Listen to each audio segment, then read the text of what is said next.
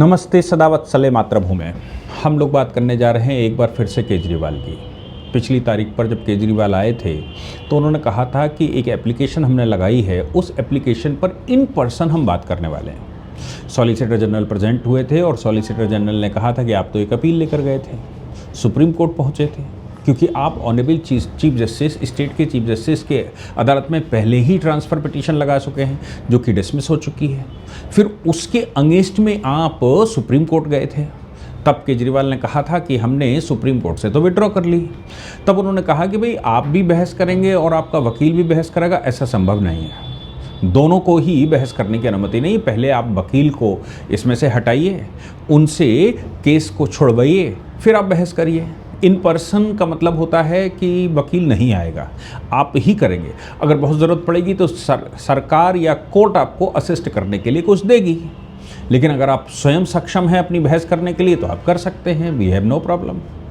केजरीवाल ने उस समय ये कहा था कि नहीं, सब कोर्ट ने कहा कि भाई तुम बहस करने आए हो तो फिर इस मामले में क्या अब आप इन पर्सन ही करेंगे? तो उन्होंने कहा नहीं साहब, हम केवल एप्लीकेशन पर बहस करने आए हैं, ट्रांसफ़र एप्लीकेशन पे, आपकी अदालत में ही हम ट्रांसफ़र एप्लीकेशन पर बहस करने आए। तब सॉलिसिटर जनरल ने ये भी कहा था कि आप क्या ये कंटेम्प्ट नहीं कर रहे हैं? आप उसी कोर्ट से, जिस कोर्ट में मुकदमा चल रहा है, उसी कोर्ट से कह रहे हैं कि आप बायस हैं। उसी कोर्ट से आप कह रहे हैं कि आपका जो तरीका है वो ठीक नहीं है, या फिर आप इसमें कॉम्पिटेंट नहीं हैं। ये क्या कंटेम्प्ट ऑफ कोर्ट नहीं है? केजरीवाल ने कहा था कि कंटेम्प्ट ऑफ कोर्ट इसलिए नहीं है क्योंकि मैं एज़ पर लॉ ही जुडिशल साइड आया हूँ। एक चीज़ समझ लीजिए कि एक एडमिनिस्ट्रेटिव साइड होती है, एक जुडिशल साइड होती है। एडमिनिस्ट्रेटिव साइड का मतलब कि चीफ जस्टिस के पास एप्लीकेशन जाएगी और चीफ जस्टिस उस पर तय करेगा कि कौन सा जज क्या सुनेगा। जनरली 99.9% केसेस में कभी कोर्ट ट्रांसफ़र नहीं होती, क्योंकि चीफ जस्टिस अगर अपनी ही कोर्ट पर, जिसके साथ वो काम कर रहा है, उस कोर्ट पर विश्वास नहीं करेगा, अगर वो उस पर विश्वास नहीं करेगा तो कैसे चलेगा? क्यों नहीं विश्वास करने का कोई कारण तो होना चाहिए। और अगर हाईकोर्ट का जज बायस है तो महाभियोग क्यों नहीं आना चाहिए उसके खिलाफ? मिसकंडक्ट क्यों नहीं उसके खिलाफ होना चाहिए? तो अगर हाईकोर्ट का जज आपकी नज़र में बायस्ड है तो ये कंटेम्प्ट भी तो हो सकता है। इसलिए जनरली ट्रांसफ़र नहीं करते, इसीलिए डीके उपाध्याय साहब ने उसको डिसमिस कर दिया था। लेकिन अब वो जुडिशल साइड आए हैं। अब जुडिशल साइड का मतलब है कि वो एडजुडिकेट करेंगे। एडजुडिकेट करने का मतलब ये है कि वो अब न्यायिक निर्णय लेंगे। वो एडमिनिस्ट्रेटिव निर्णय था, अब ये न्यायिक निर्णय लेंगे। अब देखो इसके पीछे की कुटिलता क्या होगी। हालांकि मैं मानता हूं अब ऑनरेबल जस्टिस सूर्यकांता शर्मा ही इस केस को लड़ेंगी। पहले हो सकता है कि वो ट्रांसफ़र हो जाता, हो सकता है कि वो इधर उधर चला जाता, लेकिन अब आप जुडिशल साइड अगर आए हैं तो फिर मैं जहां तक कानून को समझ पाया, मैं हाई कोर्ट, सुप्रीम कोर्ट को पिछले 40 साल में, 35 साल में समझ पाया, वो ये है कि अब ट्रांसफ़र नहीं होगी, क्योंकि ये कोर्ट की इंटीग्रिटी का सवाल है, क्योंकि ये कोर्ट की अस्मिता का सवाल पैदा हो गया। अब कोर्ट पर न विश्वास का सवाल पैदा हो गया। अभी तक क्या हो रहा था? ममता बनर्जी कह रही थी कि हमें इंस्टीट्यूशन पर विश्वास नहीं है, इलेक्शन कमीशन पर विश्वास नहीं है। कोर्ट ने जुडिशल साइड लगा दिया, जुडिशल ऑफिसर्स लगा दिए। अब वो ये भी कहने लगे कि हमें जुडिशल ऑफिसर पर भी विश्वास नहीं है। तो फिर कहाँ जाएंगे? इसका मतलब तो ये हो गया कि वो देश में तख्ता पलट चाहती हैं, देश की व्यवस्था को बदलना चाहती हैं, और वो अब केंद्र की सरकार को या देश में गृह युद्ध की स्थिति में लाना चाहती हैं। ऐसे ही केजरीवाल अगर कोर्ट पर भी विश्वास नहीं कर रहे हैं तो फिर किस पर विश्वास करेंगे? अरविंद केजरीवाल उस दिन आए थे, तब खूब गर्मा गर्म बहस हुई थी, उनके पास जवाब नहीं मिले थे, क्योंकि उस समय जब ये कह रहे थे कि ट्रांसफ़र कर दीजिए, तब उस समय सॉलिसिटर जनरल ने कहा था, मिस्टर केजरीवाल, ये कोर्ट है, ये कोई पब्लिक पंचायत नहीं है, ये कोर्ट है, और कोर्ट का मतलब कोर्ट होता है। आप कोर्ट की इंसल्ट ऐसे नहीं कर सकते। आपके पास कोई ठोस सबूत हैं? तो उन्होंने कहा, मैं as per procedure of law ही बात करने आया हूं और मैं जुडिशल साइड करना चाहता हूं। ये जो वो बात पीछे रह गई थी, जुडिशल साइड क्यों लाना चाहते हैं? जुडिशल साइड इसलिए लाना चाहते हैं कि जुडिशल ऑर्डर अगर स्वर्णकांता शर्मा उसको रिजेक्ट कर देंगी तो हाई कोर्ट की डीबी में जाएंगे, वो हाई कोर्ट में 2 जजेस की बेंच में जाएंगे। और 2 जजेस के बेंच में अगर वो जाएंगे तो हो सकता है कि स्वर्णकांता शर्मा का जो डिसीजन है उसको पलट दिया जाए और किसी दूसरी अदालत में ट्रांसफर कर दिया जाए। अगर 2 जजेस की बेंच भी उसको सस्टेन करती है और कहती है कि नहीं नहीं भाई कोई कमी नहीं है, तो फिर वो इस ऑर्डर के खिलाफ सुप्रीम कोर्ट जाएंगे। यानी कि जो मेन केस है, अब देखिए इसको डिले टैक्टिक कहते हैं, जो मेन केस है क्या घोटाले का, वो मेन केस पीछे रह जाएगा और अब मामला सामने आएगा क्या ऑनरेबल जस्टिस स्वर्णकांता शर्मा इस मामले को सुन सकती हैं या नहीं सुन सकती। ये एक नया फ्रेश केस आएगा जो सुप्रीम कोर्ट तक जाएगा, यानी कि ये भी साल 2 साल लेने वाला है। इसलिए वो अब एडमिनिस्ट्रेटिव साइड की जगह अब वो जुडिशियल साइड में आए हैं। आप सोचिए, पहले मैं नहीं समझता कभी ट्रांसफर पिटीशन जुडिशियल साइड में इस तरह की उसी अदालत में लगी हो। ऐसा मैंने पहले मतलब हुआ होगा, लेकिन जनरली ऐसा नहीं होता। अब देखिए, जब ये हुआ तो उन्होंने कहा कि आप अपना काउंटर जमा कर दीजिए, आप अपना एफिडेविट जमा कर दीजिए आपकी एप्लीकेशन का, तो फिर हम इसको डिस्ट्रीब्यूट करते हैं। अब सामने वाला उसका जवाब देगा, तब हम इसको सुनेंगे। केवल आपकी एप्लीकेशन, क्योंकि केजरीवाल और उनके वकीलों की जो तादाद है वो तो बहुत महंगी है। अच्छा, एक बात और है कि अब वो अभिषेक मनु सिंघवी और कपिल सिब्बल मुकदमा क्यों नहीं लड़ रहे केजरीवाल का? कपिल सिब्बल या फिर वो क्यों नहीं लड़ रहे? वो इसलिए नहीं लड़ रहे क्योंकि इससे पहले वो मुख्यमंत्री हुआ करते थे और सरकारी खजाने से खजाना खोल रहे होंगे। अब तो व्यक्तिगत देना पड़ेगा क्योंकि दिल्ली सरकार से तो पैसा निकाल नहीं सकते। ये इस पर इन्वेस्टिगेशन भी होना चाहिए कि भाई आप सरकार में मुख्यमंत्री तेरे भ्रष्टाचार के आरोप में मुख्यमंत्री स्वयं डिफेंड करेगा या फिर सरकारी धन से डिफेंड करेगा। ये एक प्रश्न है इस समय जो जिस पर मुझे लगता है काम होना चाहिए। लेकिन अभी जो बात है वो इतने बड़े बड़े वकील हाईकोर्ट में इसलिए नहीं खड़े हो पा रहे हैं क्योंकि धन सरकार नहीं केजरीवाल देंगे, इसलिए वो स्वयं भी चले आए। वकील तो उन्होंने खड़े किए ही थे, स्वयं चले आए, स्वयं कहते हैं कि हम ये करेंगे। तो उनका जो उन्होंने जो एफिडेविट दाखिल किया था वो सप्लाई हो गया, सीबीआई को भी चला गया होगा, ईडी को भी चला गया होगा, केंद्र सरकार को भी चला गया होगा, जो उसमें पार्टी थे। सीबीआई ने उस पर काउंटर लगाया है और एलिगेशन अब समझ में आया कि केजरीवाल के पीछे की रणनीति क्या थी, मतलब वो क्या विचार कर रहे थे इस पूरे मामले को जिसकी सुनवाई अभी होनी है। केजरीवाल ने के एफिडेविट में उन्होंने लिखा कि ऑनरेबल जस्टिस स्वर्णकांता शर्मा राष्ट्रीय स्वयंसेवक संघ से जुड़ी हुई हैं।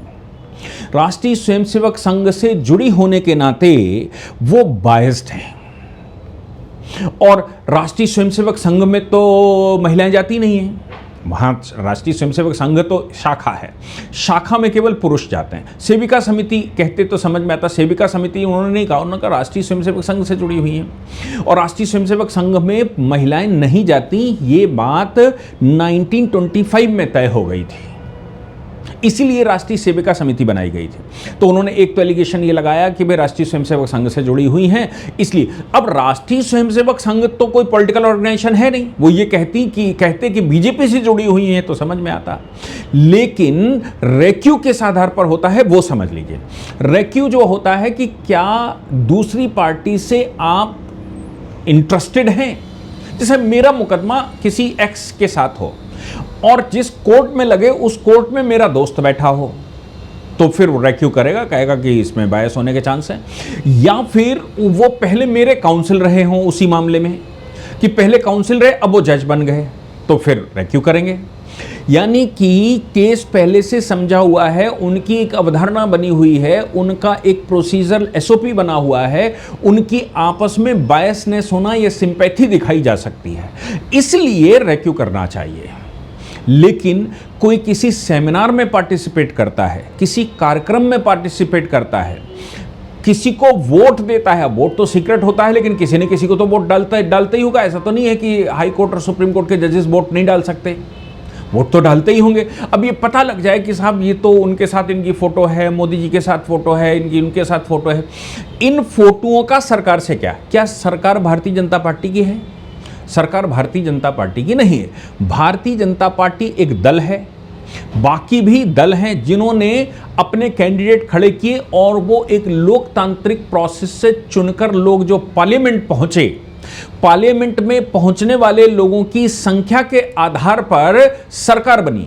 वो सरकार उनमें से ही मंत्री बनाए जाते हैं जो चुनकर आए, उनमें से ही सारे पदाधिकारी बनते हैं। पॉलिटिकल पार्टी अब बाहर हो जाती है, पॉलिटिकल पार्टी के नेता होने के नाते वो कैंपेनिंग में जाते हैं, लेकिन सरकार और पॉलिटिकल पार्टी अब दो रोल हैं। क्या मोदी जी भारतीय जनता पार्टी के कोई पदाधिकारी हैं? मैं तो नहीं समझता कि हैं। क्या अमित शाह जी भारतीय जनता पार्टी के कोई पदाधिकारी हैं? मैं तो नहीं समझता कि हैं, और होना भी नहीं चाहिए। जो कोई भी पॉलिटिकल रिप्रेजेंटेशन कर रहा हो, मिनिस्ट्री में हो, जिसके पास मिनिस्ट्री का दायित्व हो, ये बात 2002 में या 2001 में तय कर दी गई थी, जब आडवाणी जी के पास दो दायित्व हुआ करते थे, वो राष्ट्रीय अध्यक्ष भी थे और वो गृह मंत्री भी थे। तब उस समय यह तय हुआ था कि एक व्यक्ति एक दायित्व लेगा। तो संघ परिवार के जितने संगठन हैं वो सभी एक व्यक्ति एक दायित्व लेता है, आपको दूसरा दायित्व छोड़ना पड़ेगा। यानी कि भारतीय जनता पार्टी के वो लीडर तो हैं, लेकिन भारतीय जनता पार्टी के वो पदाधिकारी नहीं हैं, राष्ट्रीय स्वयंसेवक संघ के वो पदाधिकारी अब नहीं हैं, और राष्ट्रीय स्वयंसेवक संघ के परिवार के किसी भी संगठन के वो पदाधिकारी नहीं हैं। अब इस बात को यहां लगाकर देखते हैं। जब स्वर्णकांता शर्मा जी की बात कर रहे हैं कि वो राष्ट्रीय स्वयंसेवक संघ के किसी सेमिनार में पार्टिसिपेट करती रही, अब राष्ट्रीय स्वयंसेवक संघ के किसी सेमिनार में पार्टिसिपेट करती नहीं, तो राष्ट्रीय स्वयंसेवक संघ तो 100 करोड़ हिंदुओं में को पार्टिसिपेट करवाता है। अब शताब्दी वर्ष चल रहा है, हर व्यक्ति से वो संपर्क कर रहे हैं, हर घर में संपर्क कर रहे हैं, हर हिंदू से संपर्क कर रहे हैं जो अपने आप को हिंदू कहता है, भले ही मजहब उसका कोई भी हो। हर वो व्यक्ति को वो अपने कार्यक्रमों में बुला रहे हैं। मैं 50 कार्यक्रमों में इधर वक्ता गया हूं, वो सबको बुला रहे हैं। जो समाज में हिंदुत्व की बात करता है वो उसको बुलाकर खड़ा कर रहे हैं, उसको सुनवाते भी हैं और उसको बुलवाते भी हैं। तो क्या 100 करोड़ हिंदू पूरे राष्ट्रीय स्वयंसेवक संघ के सेमिनारों में पार्टिसिपेट कर रहे हैं? तो क्या वो अब उनमें से कोई जज बनने लायक नहीं है? सवाल यह है। क्या उनमें से कोई जुडिशरी या जज बन ही नहीं सकता? उनके अनुसार तो नहीं बन सकता, क्योंकि राष्ट्रीय स्वयंसेवक संघ के किसी सेमिनार में पार्टिसिपेट उन्होंने किया। दूसरी बात उन्होंने कहा कि अखिल भारतीय अधिवक्ता परिषद एक स्वायत्त संगठन है, और ये स्वायत्त संगठन, ये बात बिल्कुल ठीक है कि दत्तोपंत ठेंगड़ी जी संघ के प्रचारक, उनके उद्बोधक हुआ करते थे या प्रेरक हुआ करते थे। उन्होंने अधिवक्ताओं के बीच में राष्ट्रवादी लोग क्या काम करें, इसके लिए अधिवक्ता परिषद की स्थापना करवाई थी। अब ऐसे ही आप इसको दूसरे शब्दों में देखिए, हमारे पास मतलब भारत में विद्या भारती अखिल भारतीय संगठन है, और आप सोचिए विश्व में किसी प्राइवेट ऑर्गेनाइजेशन या एनजीओ के पास इतने विद्यालय नहीं है। विद्या भारती लगभग 25 से 30 हजार विद्यालय रखती है पूरे देश में, 25 से 30 हजार विद्यालय। अब 25 से 30 हजार विद्यालय में अगर ऑन एन एवरेज हम ये 1000 लोगों को बता दें कि एक स्कूल में 1000 बच्चे पढ़ते होंगे, 1000 तो पढ़ते ही हैं लगभग, कुछ छोटे होंगे कुछ बड़े होंगे, मैं 500 की गणित ले लेता हूं, 30,000 मल्टीप्लाइड बाई 500, कि एक विद्यालय में ऑन एन एवरेज 500, किसी में 1000 होंगे तो किसी में 300 होंगे, किसी में 200 होंगे। ऑन एन एवरेज अगर विद्या भारती के स्कूलों में 30,000 मल्टीप्लाइड बाई 5 लाख, तो 15 लाख लोग साल में पढ़ते हैं।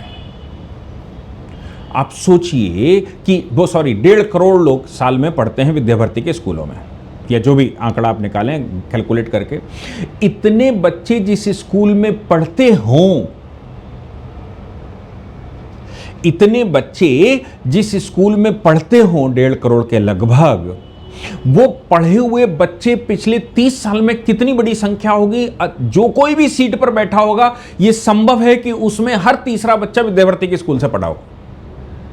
अगर हर तीसरा बच्चा विद्या भारती के स्कूल से पढ़ा हुआ अधिकारी बन जाएगा, जज बन जाएगा, तो ये कहेंगे कि ये विद्या भारती के स्कूल, चूंकि संघ चलाता था, विद्या भारती के स्कूल से ये पढ़े हुए हैं, इसलिए ये जज होने के लायक नहीं है, क्योंकि इन्होंने तो 10 साल 15 साल मतलब 12वीं तक विद्या भारती में पढ़े हैं। ये नमस्ते सदा वत्सल्य मातृभूमि हमेशा कहते रहे हैं। ये केजरीवाल का तर्क है। अब आप इससे कितने सहमत हैं, ये आप लोगों को बताना है। राष्ट्रीय स्वयंसेवक संघ का अपनी लाइन है, वो कुछ करता नहीं है, उसने समाज का ठेका नहीं ले रखा है। ये अपनी पैड लाइन है, आज से नहीं 100 वर्षों से है कि राष्ट्रीय स्वयंसेवक संघ कुछ नहीं करेगा। और स्वयंसेवक जो तैयार हुआ वो देश के विषय में जो विषय भी उसके संज्ञान में आएगा उसके लिए वो हिंदू राष्ट्र के लिए काम करेगा।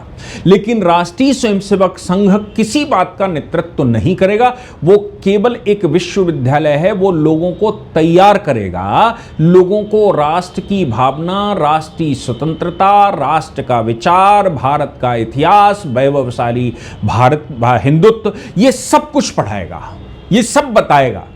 लेकिन राष्ट्रीय स्वयंसेवक संघ नेतृत्व नहीं करेगा। यह 100 वर्ष की लाइन है, क्योंकि अगर विद्यालय नेतृत्व करने लगा, विद्यालय बिजनेस करने लगा, स्कूल बिजनेस करने लगेगा, यूनिवर्सिटी बिजनेस करने लगेगी, तो अब समझ लीजिए कि यूनिवर्सिटी खत्म हो जाएगी। इसलिए राष्ट्रीय स्वयंसेवक संघ 100 साल से संगठन है और काम कर रहा है, और उसकी लाइन है, राष्ट्रीय स्वयंसेवक संघ कुछ नहीं करेगा, स्वयंसेवक सब कुछ करेगा। अब स्वयंसेवक ये हाई कोर्ट में बैठेगा, सुप्रीम कोर्ट में बैठेगा, कभी विद्या भारती के स्कूल में पढ़ा होगा, कभी भारतीय जनता पार्टी में रहा होगा, कभी वो अधिवक्ता परिषद में काम किया होगा, तो वो अयोग्य है, ये केजरीवाल का कहना है। एक बात और, उन्होंने कहा अखिल भारतीय अधिवक्ता परिषद से ये जुड़ी रही हैं। अधिवक्ता परिषद सभी वकीलों के बीच में काम करता है, एक स्वायत्त संगठन है, और हर एक वकील को अप्रोच करता है और अपने कार्यक्रमों में बुलाता है। अपने कार्यक्रमों में केवल बुलाता ही नहीं है, अगर उसके पास कोई विषय है तो उससे वो लेक्चर भी दिलवाता है। मैंने 50 लेक्चर नहीं, सैकड़ों लेक्चर दिए हैं अधिवक्ता परिषद के, देश भर के वकीलों के जहां उन्होंने इकट्ठे किए हैं वहां पर, और मैं सुनने भी गया हूं। हाई कोर्ट के रिटायर्ड जजेस को बुलाते हैं जो स्पीच करते हैं, सुप्रीम कोर्ट के रिटायर्ड जजेस आते हैं जो स्पीच करते हैं, और इवन आजकल सिटिंग जजेस, सुप्रीम कोर्ट के सिटिंग जजेस भी अधिवक्ता परिषद की बैठकों में आते हैं, क्योंकि अधिवक्ता परिषद ने यह कहा कि हम समाज के लिए काम करेंगे। जो निर्धन है, जिसके पास धन नहीं है, जिसको मदद की आवश्यकता है, जो अभी खर्च नहीं कर सकता, उसके लिए हम स्टडी सर्किल चलाएंगे, उसके लिए हम वो बेंच लगाएंगे, गांव-गांव जाकर वो अपनी डेस्क लगाते हैं, लोगों की लीगल समस्याओं को सुनते हैं, उनको सलाह देते हैं। अब ये तो कोर्ट का काम है, देश का काम है। अधिवक्ता परिषद अगर कर रहा है, भले ही वो संघ के किसी प्रचारक के प्रेरणा से कर रहा है, तो क्या संघ के प्रचारक देश का काम करने के लिए सक्षम नहीं है? राष्ट्रीय स्वयंसेवक संघ देश का काम नहीं कर सकता? देश का काम जो करेगा, जो राष्ट्र प्रथम की भावना रखेगा, वो जज केजरीवाल का मुकदमा नहीं सुन सकता। सीबीआई ने इन सभी बातों का जवाब दिया है और उन्होंने कहा है कि राष्ट्रीय स्वयंसेवक संघ या अखिल भारतीय अधिवक्ता परिषद के कार्यक्रमों में जाने से कोई अयोग्य नहीं हो जाता, यह कोई ग्राउंड ही नहीं है। अब केजरीवाल खुद उस पर बहस करने वाले हैं, क्योंकि ऑनरेबल जस्टिस स्वर्णकांता शर्मा को उन्होंने अधिवक्ता परिषद, राष्ट्रीय स्वयंसेवक संघ और इनडायरेक्टली बीजेपी और बाकी से जोड़कर दिखाया है। लेकिन सरकार अलग होती है, रोल अलग होता है। जैसे आपको याद होगा कि लोकसभा के स्पीकर मिस्टर चटर्जी बने थे और वो कम्युनिस्ट पार्टी से आते थे। कम्युनिस्ट पार्टी से आने के बाद कम्युनिस्टों ने समर्थन वापस ले लिया कांग्रेस से। उस बात को लेकर कम्युनिस्टों ने कहा आप इस्तीफा दीजिए। उन्होंने कहा मैं इस्तीफा नहीं दे सकता, क्योंकि मुझे सदन ने चुना है, किसी पार्टी ने नहीं चुना, इसलिए मैं सदन का स्पीकर हूं। और उन्होंने कांग्रेस की सरकार में जो 2.0 थी, मनमोहन सिंह जी की सरकार के दौरान उन्होंने स्पीकर का पद संभाला था। जबकि कम्युनिस्टों ने, क्योंकि वो कम्युनिस्ट हुआ करते थे, कम्युनिस्ट पार्टी से आते थे, इसलिए उनसे कहा था कि अब तुमको इस्तीफा दे देना चाहिए। मैं समझता हूं कि स्पीकर या जो पोस्ट इस पर आ जाती है उसके बाद बायस हो जाएगा, ऐसा नहीं कहा जा सकता। हमारे यहां पंच पहले एक क्या था उसका नाम, पंच प्रधान करके वो जुम्मन और उसकी कथा लिखी गई थी, वो हमको पढ़ाई जाती थी और कहा जाता था कि इसको देखो कि वो बायस कब होता है कब नहीं होता। आप सोच लीजिए कि केजरीवाल की मानसिकता कहाँ तक जा चुकी है कि अगर कोई व्यक्ति राष्ट्र की बात करने वाला है, कोई जज राष्ट्र की बात करने वाला है, कोई जज राष्ट्र के किसी कार्यक्रम में, राष्ट्रीय कार्यक्रम में पार्टिसिपेट करेगा जो राष्ट्र प्रथम की भावना लेकर आता है, तो वो बायस है, वो केजरीवाल के खिलाफ जा सकता है। क्या केजरीवाल अपने को देशद्रोही या देश विरोधी शक्ति घोषित करने की कोशिश कर रहे हैं? पाकिस्तान को नफरत तो है, मुसलमानों को नफरत, जो राष्ट्र विरोधी मुसलमान हैं उनको नफरत तो है, लेकिन केजरीवाल को क्यों नफरत है? राष्ट्रीय स्वयंसेवक संघ या अधिवक्ता परिषद या भारतीय जनता पार्टी या विद्या भारती के साथ किसी का संपर्क रहा है तो अब बहुत इंटरेस्टिंग बहस होने वाली है, वो जुडिशियल साइड गए हैं। जुडिशियल साइड में अब राष्ट्रीय स्वयंसेवक संघ, अखिल भारतीय अधिवक्ता परिषद के विषय में कोर्ट जो कहेगा वो एक ऑथेंटिकेटेड डॉक्यूमेंट बनेगा। ये केजरीवाल इनडायरेक्ट वे में राष्ट्रीय स्वयंसेवक संघ और अखिल भारतीय अधिवक्ता परिषद की मदद कर रहे हैं ताकि रूलिंग पास हो सके और भविष्य में भी इनके खिलाफ कोई बात कहने से पहले रूलिंगें दिखाई जा सके।